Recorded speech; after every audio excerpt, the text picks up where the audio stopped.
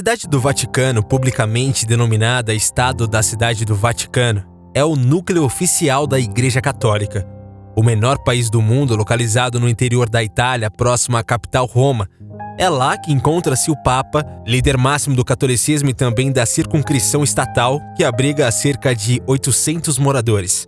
A partir da independência do Vaticano, em 1929, concedida por Benito Mussolini, existem algumas manchas na sua cândida história.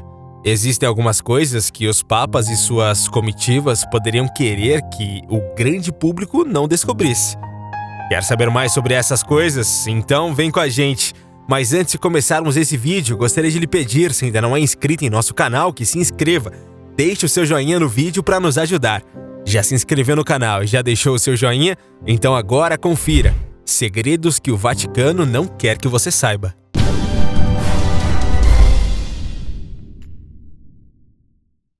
Já que os cientistas que estão explorando a Antártida encontram fósseis de árvores no continente gelado, por que não tocar nas alegações de que há muito mais por lá do que fósseis de milhões de anos? Um oficial da Marinha também falou sobre as muitas coisas que viu na Antártida, dentre as quais inclui uma grande abertura no gelo perto de uma região onde o voo não é permitido, que ele cruzou em um helicóptero com uma emergência médica a bordo. O oficial da Marinha dos Estados Unidos disse que ele havia levado um grupo de cientistas e foi informado de que não deveria falar mais sobre o assunto. Ele disse que os cientistas desapareceram por 2 semanas e que pareciam assustados. Ele ainda disse que quando havia levado de volta para McMurdo, todos seus pertences foram isolados e eles foram levados para uma sala especial na cidade de Christchurch, na Nova Zelândia. O oficial falou sobre o que ele viu em alguns detalhes e consideram esta uma das histórias mais provocativas que já foi apresentada, relacionada ao que está acontecendo em segredo na Antártida. Arquivos secretos do Vaticano. Assim como a caixa forte dos Mormons, a dos católicos é muito bem guardada. Afinal, se os livros de Dan Brown estão certos, alguns dos papéis armazenados por lá podem destruir a Igreja Católica e expor algumas contradições que vêm sendo pregadas há milhares de anos. É claro que os oficiais católicos defendem que não há nada de ilegal escondido nos labirintos centenários que servem como depósito. Todavia, o arquivo é vigiado 24 horas por dia pela guarda suíça do Papa. Dizem que ele contém salas com fileiras de prateleiras recheadas com documentos que datam desde o século VIII. Para homenagear os 400 anos da reserva e reduzir a suspeita sobre o lugar, em 2012 a Igreja Católica colocou centenas de artefatos do Vaticano à mostra nos museus capitolinos. Alguns dos papéis mais notáveis são os documentos da corte sobre o julgamento dos Cavaleiros Templários, a acusação de heresia de Galileu Galilei e um pedido de divórcio feito pelo rei Henri VIII. Ainda assim, essa é apenas a ponta do iceberg.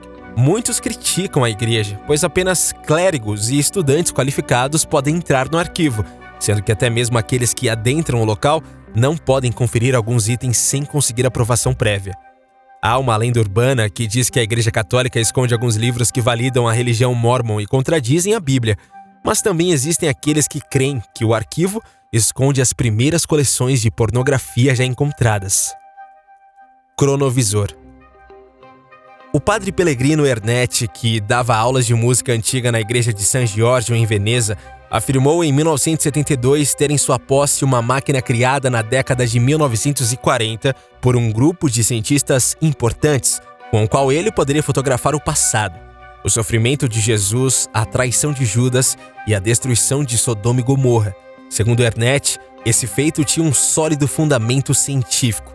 Baseado na energia indestrutível das ondas que formam as imagens e o som, o que o artefato fazia era captar essas ondas flutuando no ar e decodificá-las como imagens.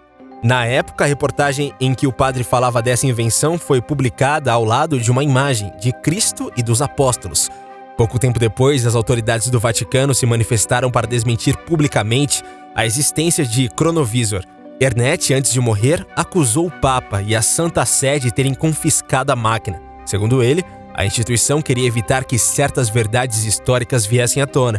Se isso for verdade, significaria que atualmente o Vaticano, liderado pelo Papa Francisco, possui uma máquina capaz de fotografar no tempo.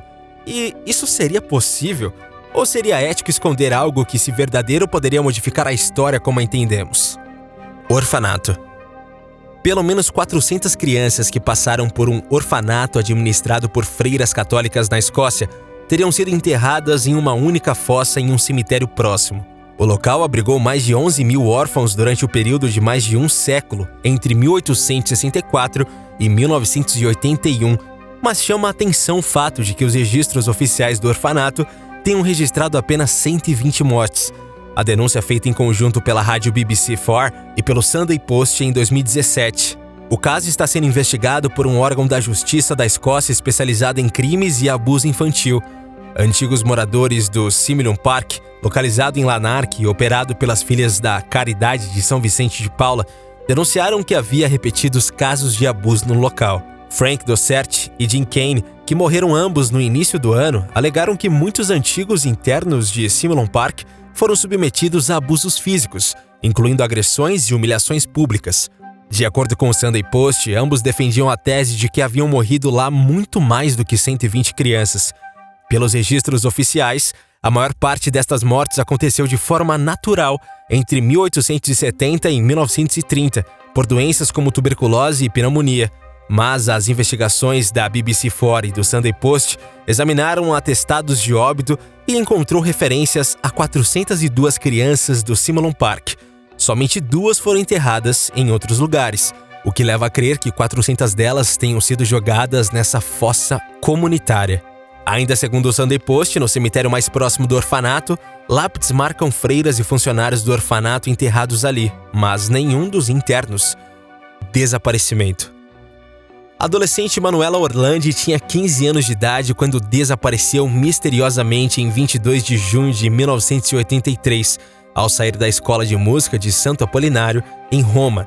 Nunca houve nenhuma resposta oficial para o seu sumiço.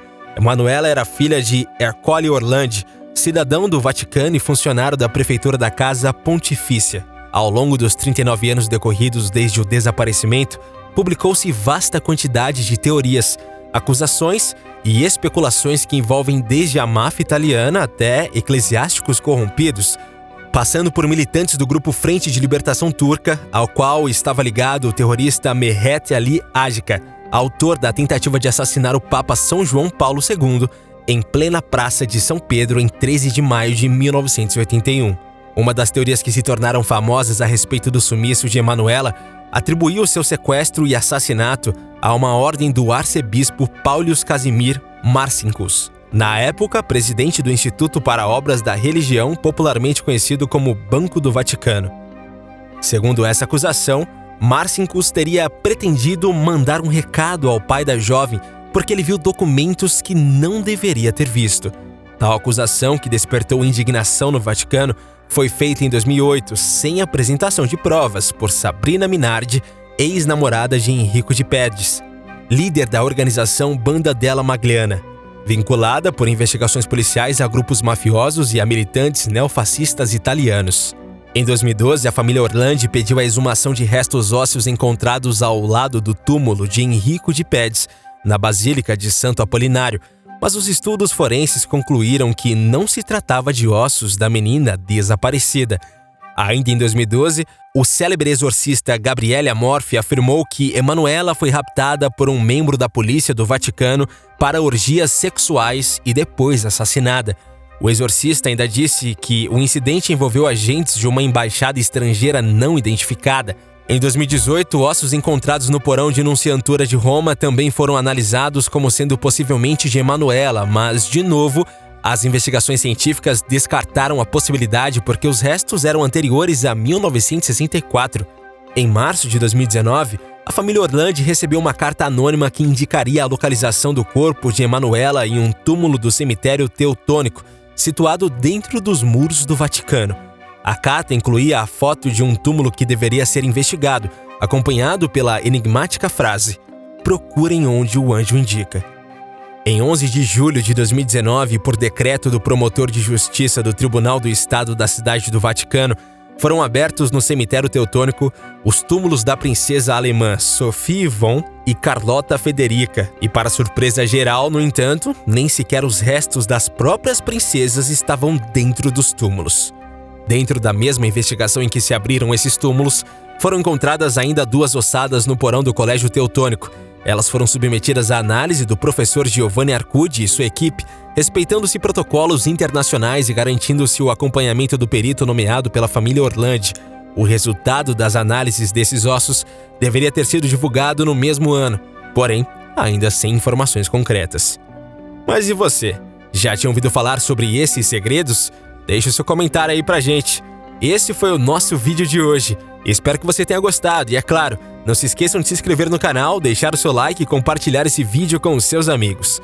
Valeu e até a próxima!